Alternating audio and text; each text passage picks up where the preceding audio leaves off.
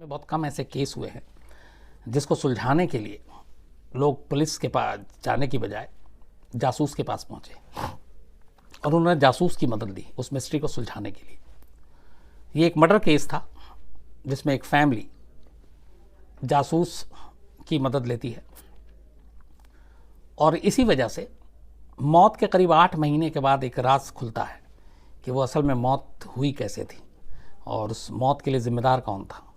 तो ये सारी चीज़ें ये इसलिए होती हैं क्योंकि जासूस ने जो जासूसी करके अपनी सारी जानकारी इकट्ठा की उसकी वजह से सच सामने आया। कहानी यूँ है कि 27 मई 2016 दिल्ली के पास हरियाणा में एक यमुना नगर है, काफ़ी बड़ा एक वहाँ पे इंडस्ट्रियल एरिया भी है, वो पूरा कहते हैं, और यमुना नगर की आबादी भी अच्छी खासी है। यमुना नगर में एक बिजनेसमैन रहते थे जिनका नाम था योगेश बत्रा। योगेश बत्रा की पढ़ाई लिखाई दिल्ली में हुई, करोड़पति घराने से। कॉलेज के ज़माने में इनकी मुलाकात योगेश बत्रा की दिल्ली में एक प्रियंका नाम की लड़की से होती है। दोनों में दोस्ती होती है, फिर प्यार होता है। प्रियंका उस कॉलेज की मिस कॉलेज चुनी जाती हैं, खूबसूरत थीं। उसके बाद फिर दिल्ली में कॉन्टेस्ट होता है तो वो मिस दिल्ली चुनी जाती हैं अपनी खूबसूरती की वजह से। तो मिस दिल्ली चुने जाने के बाद, अब चूँकि दोनों कॉलेज में साथ थे, तो इश्क को एक नया नाम मिलता है और दोनों शादी कर लेते हैं, पति पत्नी हो जाते हैं। तो अब योगेश बत्रा की पत्नी प्रियंका, योगेश बत्रा का अपना प्लाईवुड का बिजनेस था, इसके अलावा और भी कुछ बिजनेस, और अच्छे पैसे वाले, करोड़पति अरबपति में गिनती इनकी होती थी और अच्छी हंसी खुशी इनकी ज़िंदगी चल रही। माँ बाप साथ में थे। वक्त बीतता है, 18 साल बीत जाते हैं। इस दौरान इनके 2 बच्चे होते हैं, दोनों स्कूल जाते हैं, सब कुछ ठीक चल रहा था। तभी 27 मई 2016 की सुबह अचानक प्रियंका जो है वो अपने बेडरूम से चीखते हुए बाहर आती है और रो रही है, और वो बताती है अपने जो आस पड़ोस में थे, उस वक्त माँ बाप दूसरी जगह पर रह रहे थे, कि योगेश को कुछ हो गया, वो उठ नहीं रहे, बेहोश है। लोग भाग के आते हैं, माँ बाप को भी खबर मिलती है, माँ बाप भी आते हैं। योगेश को हॉस्पिटल ले जाया जाता है, लेकिन नहीं, हॉस्पिटल नहीं ले जाया जाता, यहाँ पे माफ़ी चाहता हूँ। जो वहाँ पे एक डॉक्टर थे लोकल, वो आते हैं, फिर देखते हैं, कहते हैं कि योगेश की मौत हो गई है। इसके बाद वो बातें आती हैं कि कैसे क्या। तो प्रियंका ये बताती है कि योगेश को दिल का दौरा पड़ा था, हार्ट अटैक की वजह से उसकी मौत हो गई। उम्र करीब 42 साल थी तब योगेश की। घर वाले आते हैं, सब रोना धोना जो होता है वो सब कुछ था, और प्रियंका की भी हालत बहुत ख़राब, पति की मौत हो गई। इसके बाद खैर जो रिश्तेदार पड़ोसी जो भी समझाते हैं, सब समझाया जाता है, और फिर 27 मई को ही योगेश बत्रा का अंतिम संस्कार कर दिया जाता है। हालांकि इस दौरान माँ बाप को यकीन नहीं था कि योगेश की दिल का दौरा पड़ने से मौत हो सकती, क्योंकि योगेश बिल्कुल हट्टा कट्टा, कभी उसे कोई बीमारी नहीं, बिल्कुल ठीक ठाक। हालांकि यह कि दिल का दौरा किसी को भी पड़ सकता है, लेकिन उनका ये था कि उन्हें यकीन नहीं हो रहा था कि इस तरीके से योगेश की मौत हो सकती है। तो दबी ज़ुबान में वो लोग चाहते भी थे कि पोस्टमार्टम हो जाए, लेकिन प्रियंका इसके लिए तैयार नहीं हुई, और चूँकि घर के अंदर मौत हुई थी तो लीगल कानूनी ऐसी कोई चीज़ हुई नहीं, इसलिए पोस्टमार्टम की नौबत नहीं आई, परिवार की मर्ज़ी नहीं थी, और 27 तारीख को ही योगेश बत्रा का अंतिम संस्कार कर दिया जाता है। बात आई गई हो जाती है, कुछ दिन बीतता है, धीरे धीरे घर वाले नॉर्मल होते जाते हैं। लेकिन इस दौरान योगेश की माँ को लगातार सपने आ रहे थे। उन्होंने बाकायदा बताया ये कैमरे पे भी, और वो सपने में ये देखती थी कि उनके बेटे की मौत दिल का दौरा पड़ने से नहीं हुई, उसके साथ कुछ गलत हुआ है। लेकिन अब जाहिर सी बात है, वो जिससे भी बताती तो लोग यही कहते कि तुम एक माँ हो, माँ का दिल ही ऐसा होता है, लेकिन दिल का दौरा पड़ने से हुई, और उसकी पत्नी गवाह इस बात की। बट वो इस बात को लेके मानने को तैयार नहीं थी। तो योगेश की माँ ने इन सपनों के बारे में जिक्र किया अपने पति से। योगेश के पिता की उम्र उस वक्त करीब 70 साल, माँ करीब 65 साल की थी। तो लगातार जब वो सपनों का जिक्र करने लगे, और पिता को भी थोड़ा सा ये लग रहा था कि योगेश की मौत दिल का दौरा पड़ने से नहीं हो सकती, लेकिन दोनों खामोश थे।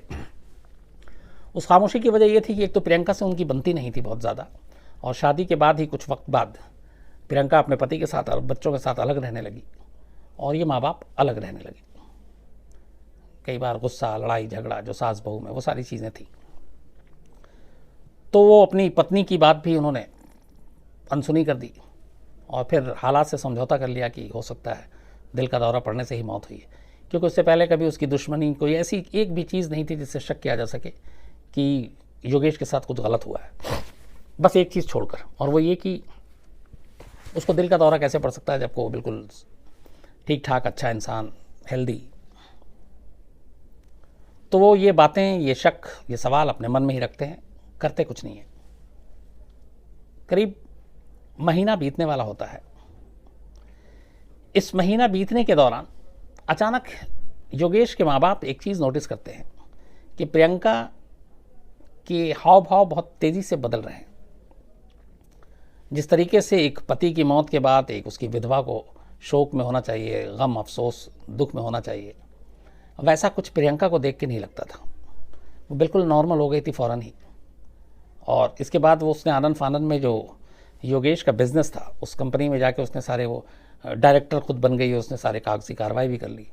मतलब पति की मौत के महीने भर के अंदर जिस तेज़ी से ये सारी चीज़ें हुई, तो माँ बाप को फिर और शक होने लगा कि अभी पति की मौत को ज़्यादा दिन भी नहीं हुए, ये बिल्कुल नॉर्मल हो चुकी है, बिज़नेस में ज़्यादा अब ये सारे की अपने नाम पे हो, वो सारी चीज़ें कर रही है, जबकि ऐसे कोई डर की बात नहीं थी।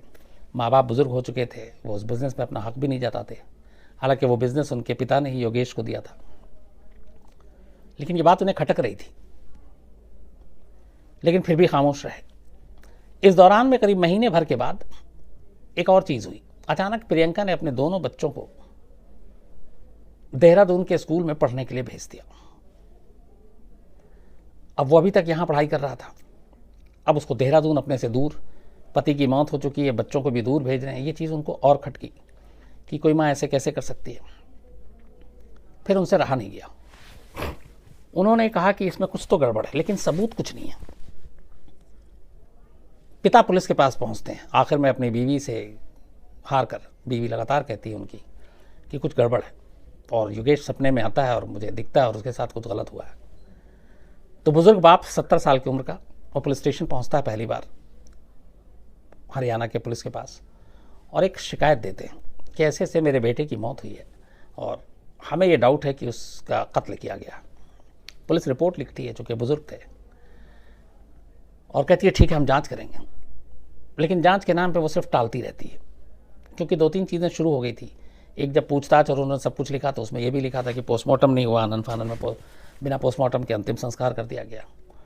तो अब पुलिस, जो थोड़ी सी पुलिस की यहाँ पे हम लोगों को मेंटेलिटी भी समझनी चाहिए कि बड़े शहरों को छोड़ के छोटी जगहों पे पुलिस को ये लगता है कि यार ये कह रहे हैं कि हार्ट अटैक से मौत हुई है, ये कह रहे हैं कि कत्ल हुआ है, लाश है नहीं, पोस्टमार्टम हुआ नहीं, अंतिम संस्कार हो चुका, तो अब ये साबित कैसे करेंगे।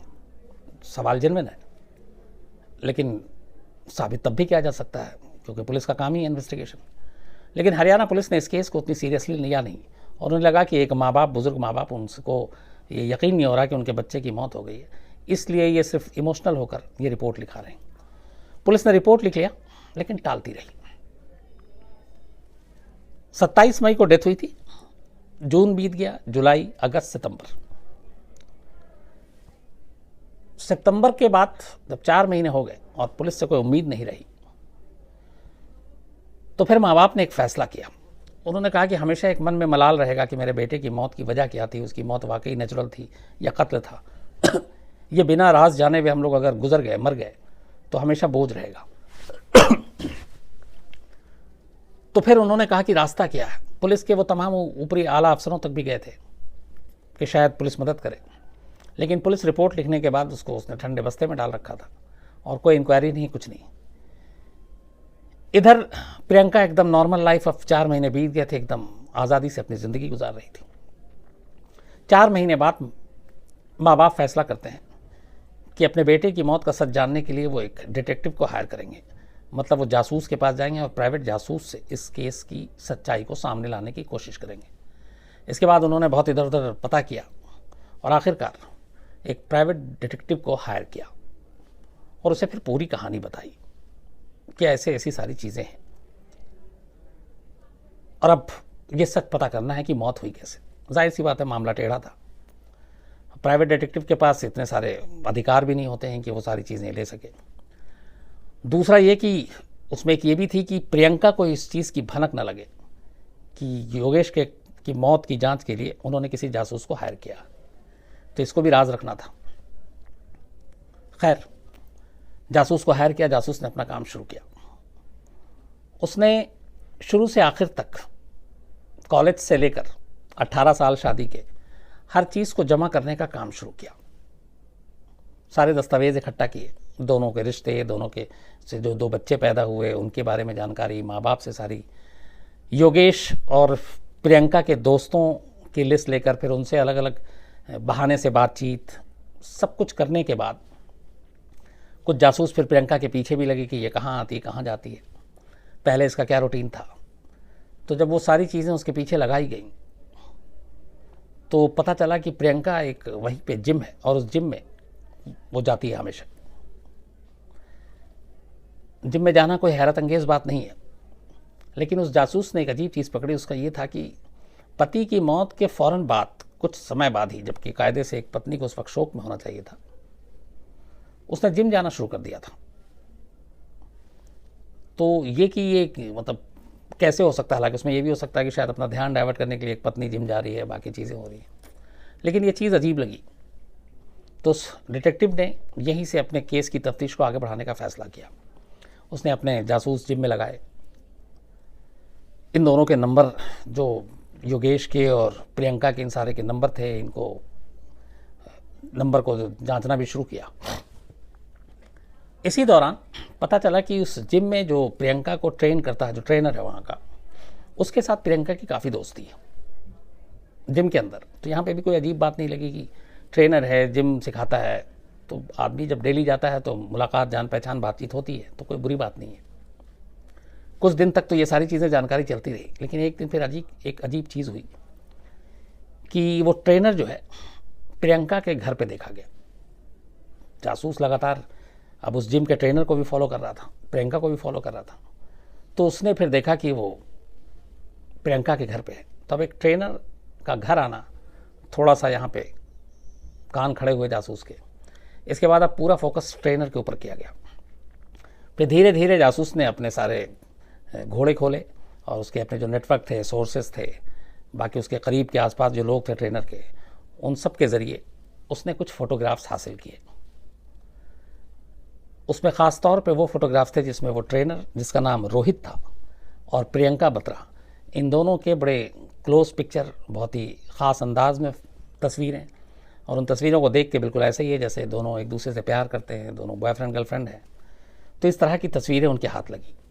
वो तस्वीरें साफ चुगली खा रही थीं कि प्रियंका और रोहित का रिश्ता सिर्फ एक ट्रेनर और एक जिम जाने वाली का नहीं है, बल्कि इससे आगे का है। ये सारी चीज़ें हो गई थी, इशारा हो रहा था साफ सब कुछ, लेकिन अब सवाल ये था कि सिर्फ एक रिश्ते की बुनियाद पे योगेश की मौत के लिए प्रियंका और रोहित को जिम्मेदार आप कैसे ठहरा सकते हो? ठीक है, वो दोनों प्यार करते होंगे, दोनों में रिश्ते होंगे, लेकिन उसका योगेश की मौत से क्या ताल्लुक? अब इसको जानने के लिए फिर जासूस ने, जो डिटेक्टिव था, उसने थोड़ा और काम किया। जो प्राइवेट डिटेक्टिव होते हैं वो ज़्यादातर उनमें से वही कामयाब होते हैं जिनके नेटवर्क बड़े अच्छे हों हर फील्ड में, चाहे पुलिस पे हो, बाकी डिपार्टमेंट से हो। तो इत्तेफाक से नसीब अच्छा था कि योगेश बत्रा के जो माँ बाप थे जिन्होंने उस जासूस को हायर किया था, उसका नेटवर्क बहुत सही था। तो जब रिश्ते इस्टेब्लिश हो गए इन दोनों के, तो अब लगा कि हाँ, इन दोनों के रिश्ते तो हैं, लेकिन योगेश की अगर मान के चलें कि कत्ल भी हुआ तो मोटिव क्या हो सकता है, और उस कत्ल में रोहित इन्वॉल्व था कि नहीं था, ये भी जानना ज़रूरी था। तब जासूस ने अपने सोर्सेस का इस्तेमाल करते हुए 26 और 27 मई की रात को प्रियंका कहाँ थी और रोहित कहाँ था, इसको खंगालने का फैसला किया। और बड़ा आसान तरीका था आजकल टेक्नोलॉजी के ज़रिए कि इन दोनों के नंबर थे मोबाइल, उससे आप लोकेशन ट्रेस कर सकते हैं टावर से कि किसके पास थे। तो जब उसने ये सारी चीज़ें और मोबाइल कंपनी के थ्रू निकाला तो पता चला कि 26-27 मई की रात करीब 11 से लेकर 2 बजे के दरमियान रोहित और प्रियंका का लोकेशन एक था। मतलब ये चीज़ साबित हो गई कि ये जहाँ भी थे दोनों साथ थे, और वो लोकेशन जो है वो प्रियंका का घर था। और योगेश की मौत भी उसी घर में हुई थी और योगेश की मौत उसी रात हुई थी। तो जब ये चीज़ सामने आई तो अब काफ़ी पुख्ता सबूत था। एक तस्वीरें जो इन दोनों के रिश्ते को साबित करती थी, दूसरा जिस रात मौत हुई उस रात रोहित की मौजूदगी उस घर में जिस घर में योगेश की मौत हुई। अब लेकिन सिर्फ मकसद क्या था, मोटिव। तो जाहिर सी बात है इसके लिए आपको या तो प्रियंका को आपको उठा के पूछताछ करनी पड़ेगी या रोहित को, और ये राइट यह की अधिकार प्राइवेट डिटेक्टिव को नहीं होता है। ये किसी जांच एजेंसी जो सरकारी उसी को हो सकती है, यानी पुलिस को हो सकती है।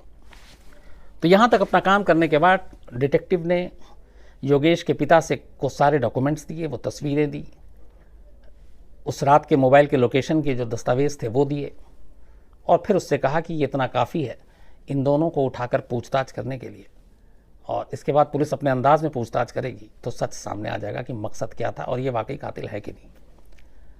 बुजुर्ग बाप ये सारे डॉक्यूमेंट्स लेकर फिर अब उस पुलिस स्टेशन में नहीं जाता, क्योंकि वहाँ पे वो 4 महीने, बल्कि ये 8वां महीना था, धक्के खा रहे थे। 4 महीने करीब जासूस ने ये पूरी जासूसी की थी। 8 महीने अब बीत गए। जनवरी 2017 आ गया, मई में 2016 में मौत हुई थी। तो 8 महीने बाद ये सारे दस्तावेज लेकर योगेश बत्रा के पिता शहर के जो बड़े पुलिस अफसर थे उनके पास जाते हैं। वो जो कंप्लेंट दी थी उन्होंने शुरू में, वो कंप्लेंट की कॉपी भी लेके जाते हैं, और ये सारी चीज़ें पुलिस अफसर के सामने रख के वो कहते हैं कि मुझे शुरू से ये डाउट है कि मेरे बेटे की मौत नेचुरल नहीं है, उसे मारा गया है, लेकिन पुलिस ने अपना काम ईमानदारी से नहीं किया, पुलिस ने मेरे कहने पे भी जांच नहीं की। तो हमने प्राइवेट डिटेक्टिव को हायर किया, जासूस को, और उसके बाद उसकी फाइंडिंग्स ये है, उसने जो जांच की ये सारी चीज़ें आती हैं, जिसमें एक जिम ट्रेनर का मेरी जो बहू है उसके साथ नज़दीकियाँ, रिश्ता, और सबसे बड़ी बात जिस रात मौत हुई उस रात उस घर के पास उसकी मौजूदगी उसके फ़ोन लोकेशन से पता चलती है।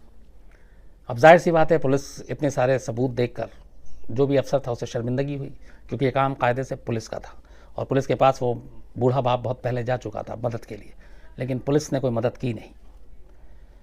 तो वो अफसर सिंसियर सारे डॉक्यूमेंट्स देख के पहली नज़र में लग रहा था कि मामला गड़बड़ है। वो उन्हें वादा करते हैं कि मैं इस केस को सॉल्व करूँगा, सच होगा जो भी सामने लाऊंगा। इसके बाद इस दस्तावेज़ को पुलिस पहली नज़र में अपनी तरफ से भी कंफर्म करती है। अब पुलिस अंदाज में तफ्तीश शुरू होती है। उस जिम के बाकी जो वर्कर थे उन लोगों से, जो पड़ोसी थे उन लोगों से पूछताछ होती है, तो पता चलता है कि हाँ, रोहित और प्रियंका अक्सर एक साथ देखे गए। ख़ासतौर पर योगेश की मौत के बाद दोनों खुलेआम घूमने लगे थे साथ। फिर एक और नई चीज़ आई सामने, एक जो सारे जब पेपर और बैंक और स्टेटमेंट और ये चेक की जाने लगी तो पता चला कि कुछ वक्त पहले ही प्रियंका ने करीब 36 लाख रुपए की एक महंगी गाड़ी ख़रीद कर गिफ्ट दी थी रोहित को। तो अब एक जिम ट्रेनर को 36 लाख की गाड़ी गिफ्ट करना ये भी अपने आप में एक वो था। तो जब ये सारी चीज़ें पुलिस के हाथ लगी, इसके बाद फिर पुलिस ने फैसला किया कि रोहित को उठाकर पूछताछ करेगी। पुलिस रोहित को उठाती है, रोहित से पूछताछ करती है, अपने अंदाज में सबूत दिखाती है, और फिर रोहित को बताती है कि उस रात वो कहाँ था। वो बयान को छोड़ देता है, लेकिन जब उसके मोबाइल का लोकेशन उसके सामने रखा जाता है और बताया जाता है पूरा वक्त, आखिर में रोहित टूट जाता है और फिर वो अपना जुर्म कबूल करता है। फिर वो अपनी कहानी सुनाता है। लेकिन उसके जुर्म कबूल करते ही पुलिस का अगला कदम यही था, वो सीधे पहुंचती है प्रियंका के घर, प्रियंका बत्रा को गिरफ्तार करती है, उठाकर लाती है। उसके बाद उन दोनों से कहानी सुनती है। दोनों की कहानी एक थी, और वो कहानी ये थी कि शादी के करीब 16-17 साल के बाद, 17 साल के बाद, जब 2 बच्चे थे दोनों के, सब कुछ ज़िंदगी ठीक चल रही थी, इसी दौरान प्रियंका जो है वो एक जिम ज्वाइन कर लेती है। जिम में जो उसका ट्रेनर होता है रोहित, वो उसको दिल दे बैठती है। दोनों में प्यार हो जाता है, प्यार बहुत आगे तक बढ़ जाता है। लेकिन अब यहाँ पे बीच का एक रास्ते का रोड़ा बन जाता है योगेश बत्रा, प्रियंका का पति। और प्रियंका का पति के रहते हुए ये दोनों कभी एक हो नहीं सकते थे, शादी कर नहीं सकते थे, बात यहाँ तक जा चुकी थी। तो फिर प्रियंका का ही आइडिया था कि योगेश को रास्ते से हटा दिया जाए। रोहित के साथ मिलकर ये लोग प्लान बनाते हैं। यूपी के 2 क्रिमिनल्स को ये हायर करते हैं 10 लाख रुपए की सुपारी देने के लिए। एक पत्नी अपने पति की सुपारी देती है 10 लाख रुपए में। वो दोनों क्रिमिनल आते हैं, 10 लाख रुपए लेते हैं। प्लान ये था कि रात को जब रोहित सो रहा होगा घर में, तो ये दोनों आएंगे और उसको बेहोशी का इंजेक्शन लगाएंगे। इंजेक्शन लगाने के बाद उसका गला घोट के कत्ल करेंगे और फिर लाश को ले जाकर यूपी में ही किसी नहर में फेंक देंगे, ताकि वो लाश कभी मिले ही नहीं और योगेश की गुमशुदगी हमेशा एक राज बनी रहे। प्लान के तहत 26-27 मई 2016 की रात दोनों क्रिमिनल घर के बाहर थे। रोहित उनके साथ था, प्रियंका घर के अंदर थी। बच्चे उस घर में उस दिन थे नहीं, पहले से ही प्लान के तहत उसको भेज दिया गया था। उसके बाद प्रियंका के इशारे पे ये तीनों घर के अंदर दाखिल होते हैं, बेडरूम में जाते हैं। प्रियंका उससे पहले झांक चुकी थी कि योगेश सो चुका है और उसको नींद के आलम में बस इंजेक्शन लगाना था बेहोशी का। लेकिन जैसे ही ये कमरे के अंदर घुसते हैं तीनों, योगेश जाग जाता है और वो अजनबियों को अपने घर में देख के अचानक उठता है और ये सब घबरा जाते हैं कि अब क्या करें। फिर इसी में हाथापाई होती है। उस हाथापाई में जो इंजेक्शन लेकर वो लगाना था उसकी सुई टूट जाती है और वो गिर जाता है। तो अब वो इंजेक्शन लगा नहीं सकते थे। जो गवाही है उसके हिसाब से जब ये टूट गया तो बाकी भी ये जो सुपारी किलर हैं ये भी घबराए हुए हैं, रोहित भी घबराया हुआ है। ऐसे वक्त में योगेश की अपनी बीवी कहती है उन भाड़े के कातिलों से कि सुई टूट गई, अब देख लिया, अब इसका जिंदा रहना ठीक नहीं है, इसलिए उसको अब फटाफट मार डालो।